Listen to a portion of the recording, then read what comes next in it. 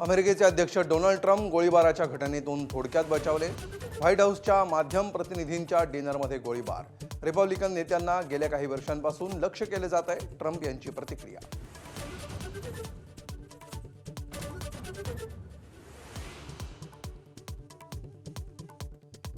आजचा हल्ला अमेरिकेच्या संविधानावर। डोनाल्ड ट्रम्प यांची प्रतिक्रिया।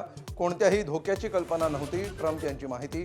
तर हल्लेखोर शिक्षक आणि व्हिडिओ डेव्हलपर असल्याचं समोर।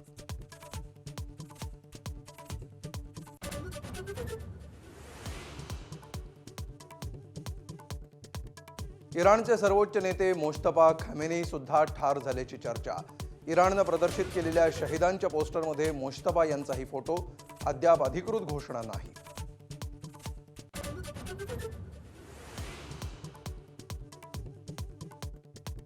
$35 लाखांहून अधिक शेतकऱ्यांना मुदतीपूर्वीच कर्जमाफीचा लाभ मिळण्याची शक्यता। शेतकऱ्यांचं 2 लाखांपर्यंतचं कर्ज माफ होणार।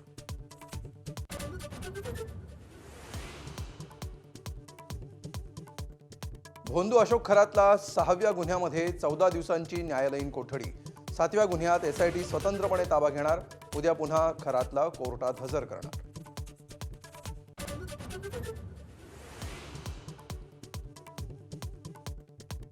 अशोक खरात प्रकरणात अडकलेल्या महसूलच्या अधिकाऱ्यांना बडतर्फ करणार। चंद्रशेखर बावनकुळे यांची कठोर भूमिका। एसआयटीच्या अंतिम अहवालाची प्रतीक्षा असल्याचं स्पष्टीकरण।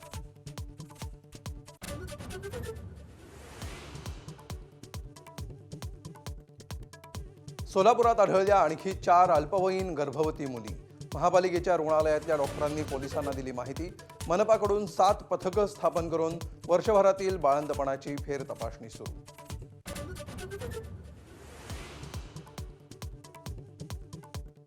विदर्भात आज तापमान 46 अंशांवर जाण्याची भीती।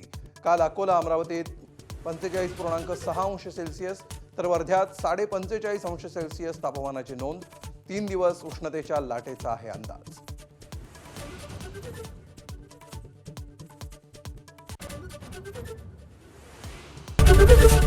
एबीपी माझा, उघडा डोळे बघा नीट।